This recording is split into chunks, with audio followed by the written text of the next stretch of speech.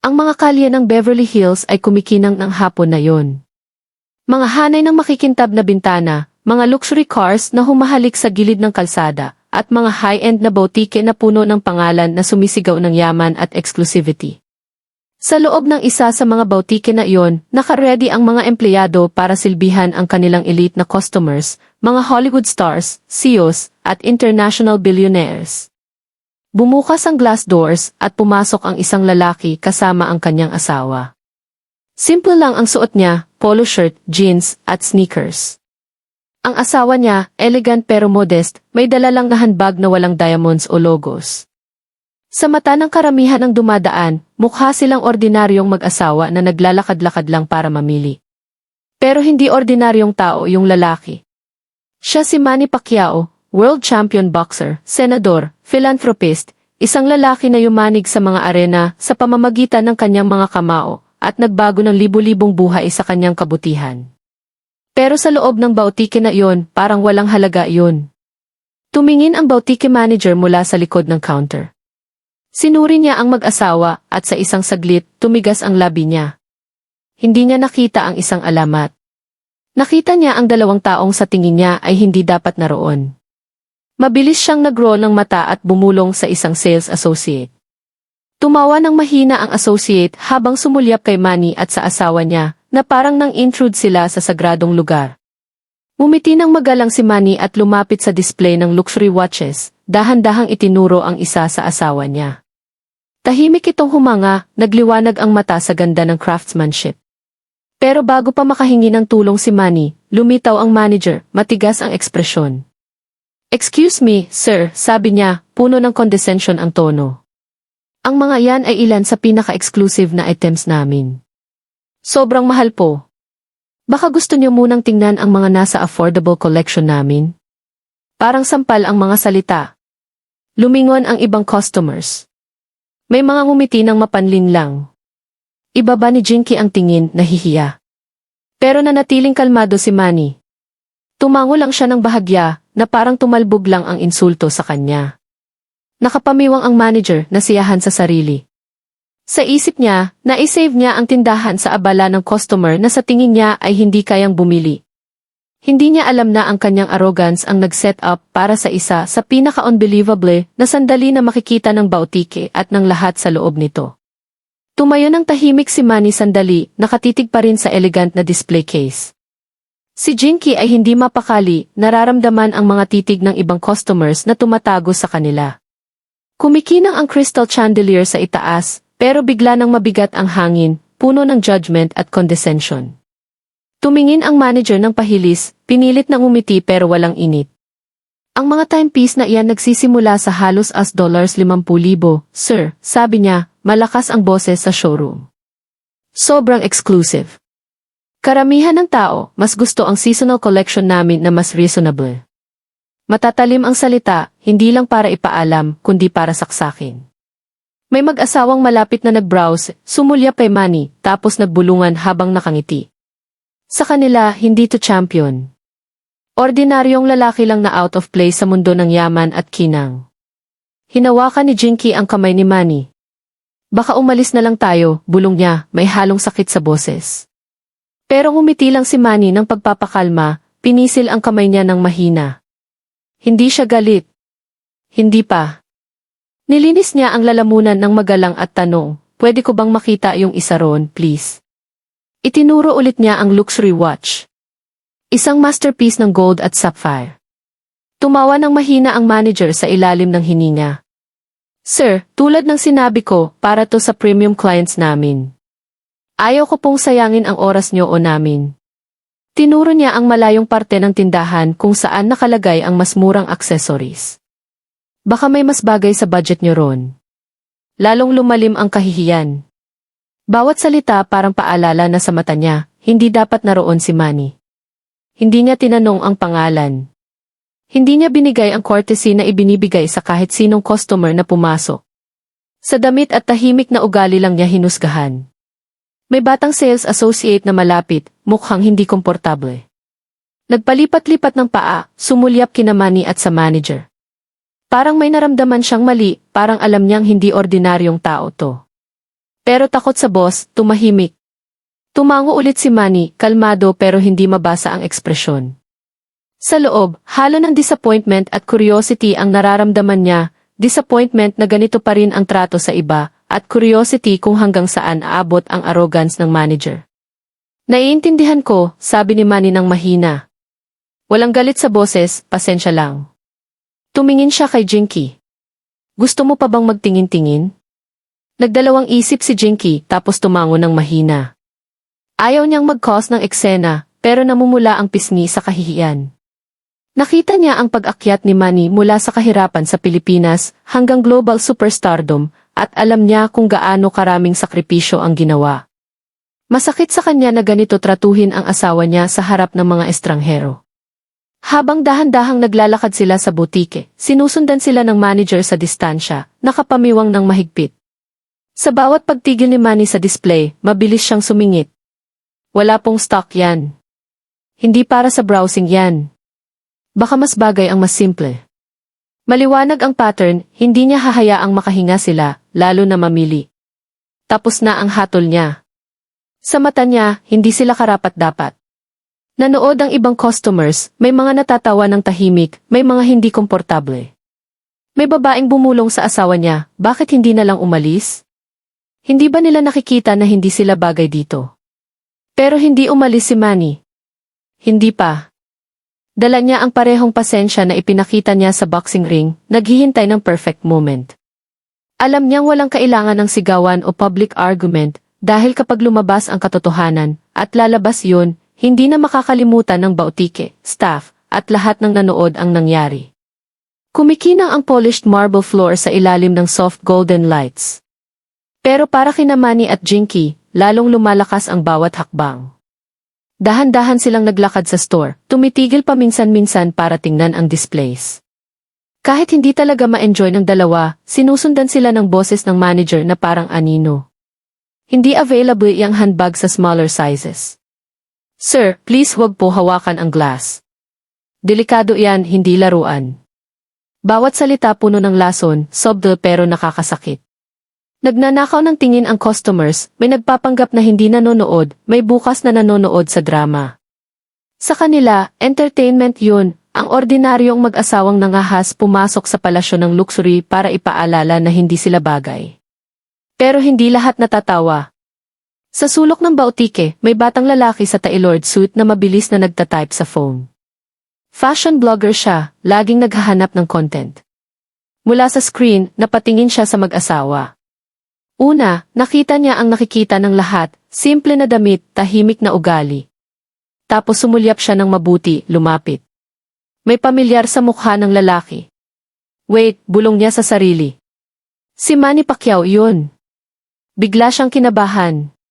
Sumulyap ulit, nag-replay sa isip ang mga imahe mula sa headlines, mga gloves na itinaas sa tagumpay, duguan pero hindi natatalo na mukha sa ring, senador na nagbibigay ng speech tungkol sa pag-asa at pagbabago. Walang duda, siya yun. Napatingin ang mata niya sa manager na lalong lumakas ang boses, parang nagpe-perform para sa audience. Dapat talaga mas simple ang tingnan nyo, sabi niya nang may pang-aasar. Hindi para sa kahit sino iyang mga yan. Tumigas ang panga ng blogger. Gusto niyang sumigaw ng katotohanan sa buong bautike, pero sa halip, mabilis siyang kumuha ng larawan at nag-post agad. Unbelievable. Manny Pacquiao pinapahiya sa Beverly Hills Bautike ngayon. Hindi nila alam kung sino siya. Sa loob ng ilang minuto, sumabog ang notification sa phone niya, likes, retweets, shares. Nagigising na ang digital world sa injustice na hindi pa alam ng mga nasa loob ng bautike. Sa loob ng tindahan, nanatiling kalmado si Manny. Lumipat siya sa isa pang display, hinahangaan ang sleek leather jacket. Hindi niya sinubukan, hindi humingi ng tulong, tinignan lang. Sa mata ng nanonood, mukha siyang may walang katapusang pasensya. Pero ang mga talagang nakakakilala sa kanya ay makikita ang tahimik na bagyo sa likod ng mata niya. Sa wakas, nagsalita si Jinky, halos bulong lang. Manny, hindi tama to, hindi natin kailangang manatili rito. Ngumiti si Manny ng parehong malambot ng ngiti buong hapon. Huwag kang mag-alala, sabi niya. Lumabas din ang katotohanan palagi. Samantala, lalong lumakas ang arrogance ng manager. Lumapit ulit siya, may dala ng clipboard. Sir, sabi niya ng matigas, kung hindi po kayo bibili, kailangan ko pong humingi na magbigay kayo ng space para sa mga tunay na clients namin. Ayaw po naming masyadong masikip ang store. Parang hindi mahalaga si Manny. May riple ng gulat sa buong tindahan. Mabilis na lumingon ang mga ulo.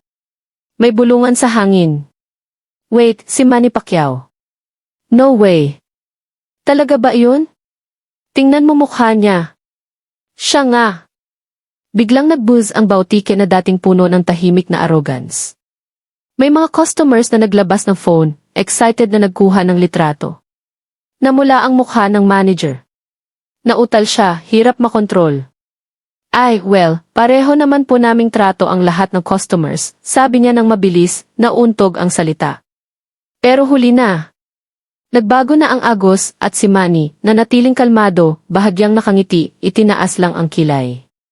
Sa unang pagkakataon, nag-shift ang balanse ng power. Lalong lumakas ang bulungan ng recognition at malapit nang malaman ng buong kwarto ang katotohanan. Nag-buzz ng may nerbiyos na enerhiya ang dating tahimik at exclusive na boutique. Lumutang ang mga bulungan sa bawat sulok, halos sa mahinang hum ng aircon at classical music mula sa hidden speakers. Si Manny Pacquiao.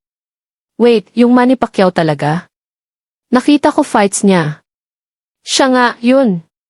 Nagsimulang gumuho ang confident stance ng manager. Hinila niya ang kwelyo ng blazer, nawawala ang polished smile sa bigat ng maraming titig. Yumayanig na ang dating condescending na tono. Sir, syempre po, welcome po ang lahat ng guest dito, nautal siya, pilit na magalang na ngayon, pero tapos na ang pinsala. May dalawang batang customers na dating nag-browse ng handbags na tumakbo palapit, mata namumula sa excitement. Oh and my God, talaga siya. Isa sa kanila bulong ng malakas, kapit ang phone. Senator Pacquiao, pwede po ba magpa-picture? Mumiti ng mahinahon si Manny, kita pa rin ang kababaang loob kahit sa awkward moment. Siyempre, sabi niya. Nag-post siya ng maganda, mainit ng ngiti habang nagkiklik ang mga phone. Agad na nagbago ang lahat. Kung dati judgment, ngayon admiration. Kung dati tawa, ngayon awe.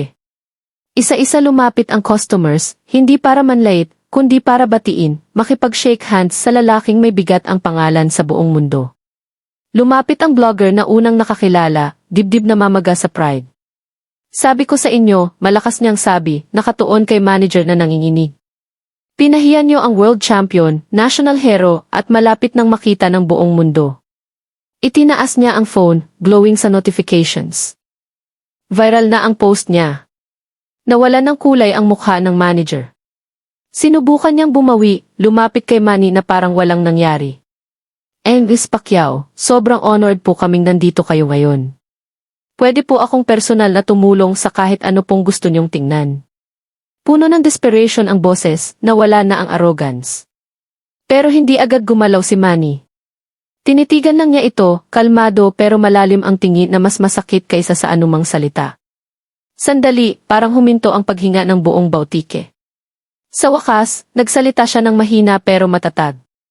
Nung akala niyo wala akong kwenta, tinrato niyo ako na parang wala akong halaga, sabi niya. Pero ang totoo, lahat tayo may halaga. Mayaman man o mahirap, naka-luxury o simple ang suot, bawat customer deserve ng respeto. Mas malakas ang impact kaysa sa anumang suntok na binato niya sa ring. Tumango ang ilang customers. May bulong, tama yan. Kahit si Jinky na tahimik sa tabi, namaga ang dibdib sa pride sa grace ng asawa. Nilunok ng mahirap ng manager. Nag-fidget ang kamay sa clipboard, nawasak na ang dating flawless confidence. Tama po kayo, muta niya, halos hindi marinig. Hindi dapat Bago pa matapos, sumingit ang isa pang customer, isang matandang lalaki na nanood mula sa sulok. Taon-taon na ako bumibili rito, sabi niya. Pero pagkatapos nito, hindi ko na alam kung babalik pa ako. Dapat respeto muna, hindi hatol. Sinang-ayunan ng bulungan. Pumihit na talaga ang agos, at ang dating dumain ng power ng manager, naging korte na niya. Inilagay ni Manny ang kamay sa balikat ni Jinky. Hindi siya nagtaas ng boses, hindi nagpakita ng galit.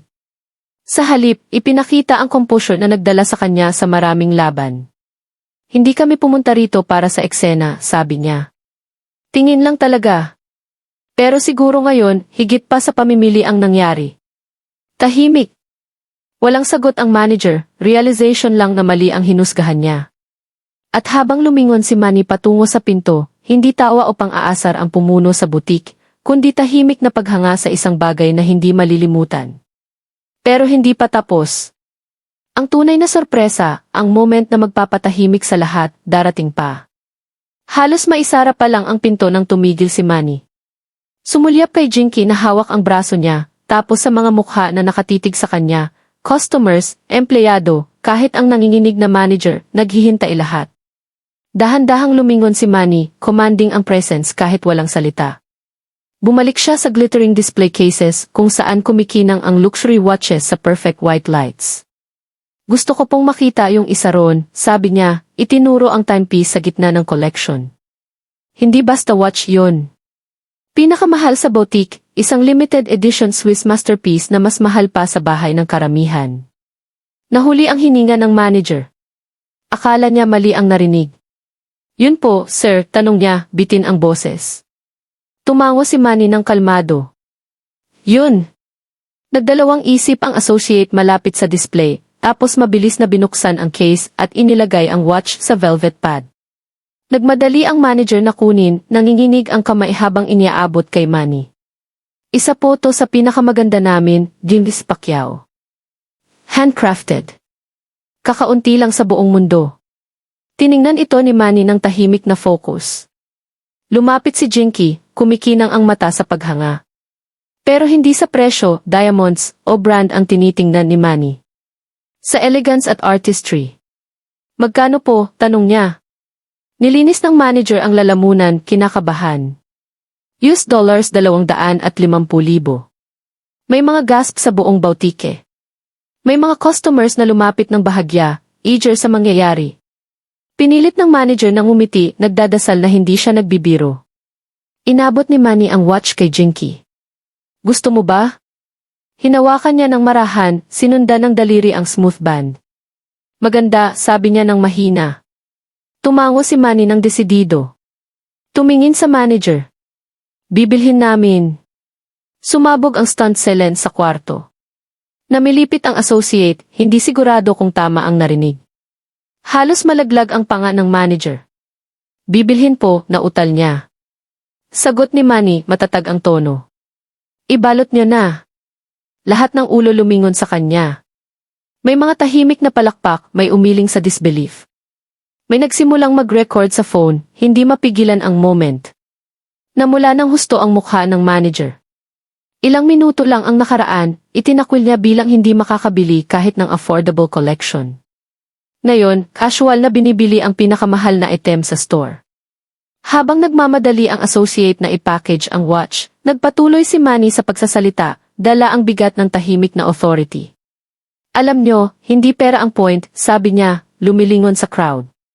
Hindi yun ang importante. Respeto, yun ang mahalaga, dahil hindi mo alam kung sino ang pumasok sa pinto mo. Maaaring mayaman, mahirap, sikat, o nakalimutan. Pero lahat deserve ng dignidad. Tahimik ulit ang boutique. Mas malalim ang impact ng salita kaysa sa pagbili. Nang maabot ang magandang balot na box, hindi nagmalaki si Manny. Hindi nagyabang.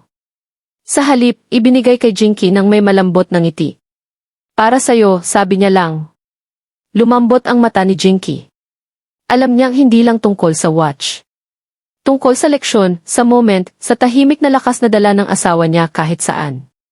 Habang naghahanda silang umalis, nagsimulang mag-aplauso ang customers.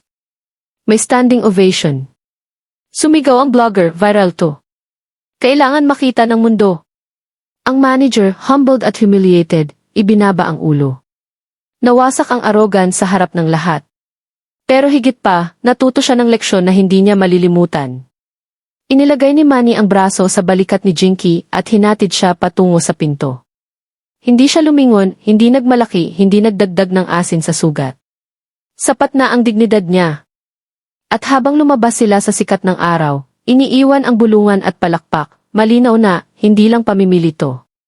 Paalala na ang tunay na kapangyarihan hindi galing sa yaman o fame. Galing sa respeto, kababaang loob at lakas na tumaas sa insulto. Mag-iba ang bautike na iyon magpakailanman. Pero ang mundo, malapit nang marinig ang kwento. Sa oras na umalis ang sasakyan ni Manny at Jinky, lumalabas na ang moment sa labas ng luxury store. Mabilis na in-upload ng blogger ang video sa social media. Sa loob ng minuto, nasa lahat na, Instagram, Twitter, TikTok, Facebook. Simple pero malakas ang caption, Luxury Boutique Manager insults Manny Pacquiao. His response, unbelievable. Una, ilang daang views. Tapos sumabog ang comments. Grabe ang humility nitong tao. Akala niya hindi kayang bilhin. Ngayon mukha siyang tanga. Walang presyo ang respeto. Pinatunayan ni Manny. Kumalat na parang apoy ang video. Sa loob ng oras, milyon na views. Pagdating ng gabi, 10-10 milyon. Kinuha ng news outlets, may dramatic headlines. Talk shows nag-debate. Radio hosts nag-replay. Kahit international channel sa Europe at Asia nag-run ng story. Boxing legend teaches boutique manager lesson in respect. Samantala, nalunod sa backlash ang bautike. Non-stop ang tawag sa phone, galit na callers. One-star reviews bumaha. Disgusting behavior. Hindi na ako bibili rito. Nawala ang respeto, mas masahol pa sa nawalang sale. Ang dating smug na manager ngayon mukha ng kahihiyan. Frame pinag-aralan ng tao ang sneer, tono, dismissive gestures niya. Gusto niya ng attention mula sa mayayamang clients, pero ngayon infamous siya sa mali. Sa loob ng bautike, nagpanik. Nag-issue ang corporate ng statement para i-contain ang damage. Taos puso po kaming humihingi ng paumanhin kay Senator Manny Pacquiao at pamilya. Hindi po sumasalamin sa values ng company ang ginawa ng staff namin. Pero para sa marami, huli na ang apology. At si Manny, tahimik lang. Walang post. Walang comment sa controversy. Hindi niya kailangan. Ang katahimikan niya mismo ang nagsasalita. Sa Pilipinas, nasa bawat news channel ang kwento. Pinuri siya ng commentators hindi lang sa success, kundi sa paghawak niya sa sarili. Pwede siyang sumigaw. Pwede siyang maghiganti, sabi ng isang anchor. Pero sa halip, natuto siya ng leksyon ng may dignidad. Nagsimulang mag-share ang kabataan ng clip na may hashtags tulad ng #respeto sa lahat at #belikmani. Kahit sa classrooms, ginamit ng teachers para pag-usapan ang values at humility. Pero kahit sa lahat ng papuri, hindi nag-enjoy si Manny. Bumalik lang sa normal na buhay, training, Senate duties, pamilya. Nang mahabol siya ng reporter days later at tanungin tungkol sa insidente, kasing humble ng tao mismo ang sagot. Hindi ko masyadong iniisip, sabi niya nang may malambot na ngiti. Hindi tungkol sa pagpapatunay. Tungkol sa pagpapaalala na lahat tayo deserve ng respeto, kahit sino pa tayo. Pinindot pa ng journalist. Pero Senator, hindi ba powerful moment to para sa fans niyo? Huminto si Manny, naisip. Kung mag-i-inspire sa mga tao na tratuhin ng mas mabuti ang isa't isa, sapat na iyon.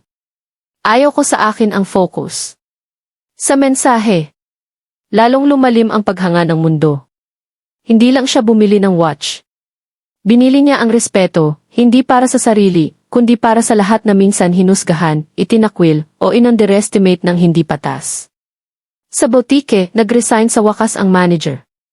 May rumors na in-escort out pagkatapos ng walang tigil na backlash. Pero para sa marami, hindi iyon ang kwento.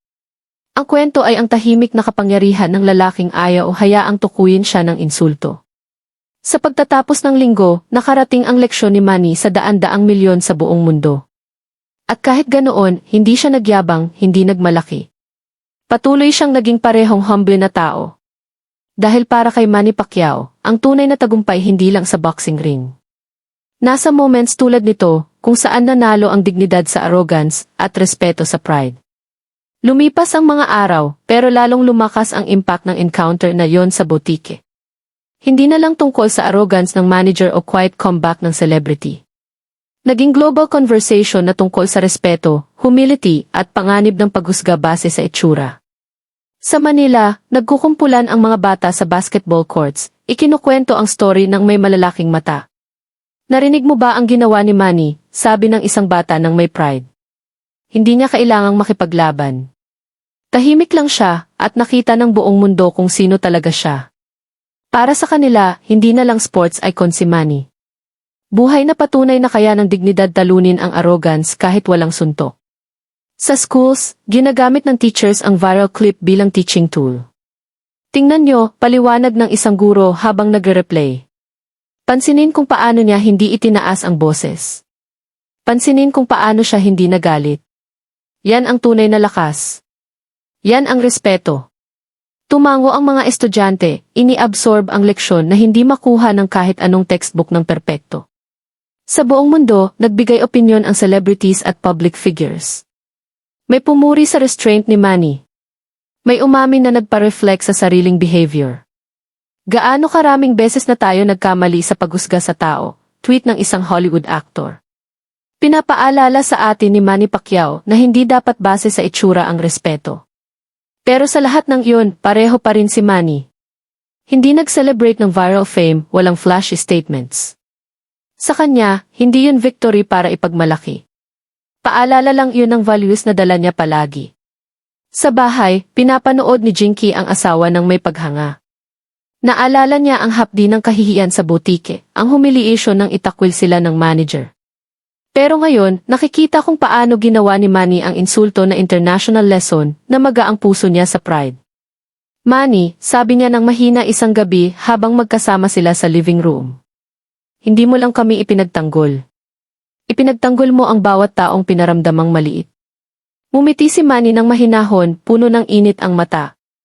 Hindi tungkol sa paglaban pabalik, Jinky. Tungkol sa pagpapakita ng mas magandang paraan. Kung makikita ng mundo na kaya nating sagutin ang disrespect ng may dignidad, baka mag-inspire sa iba na gawin din. At nga naman, sa social media, maraming nag-share ng sariling kwento ng pagiging hinusgahan o in-underestimate at kung paano sila tumaas. Hindi tungkol sa revenge ang movement. Tungkol sa grace. Hindi sinasadya, nag-spark si Manny ng mas malaki kaysa sa kanya.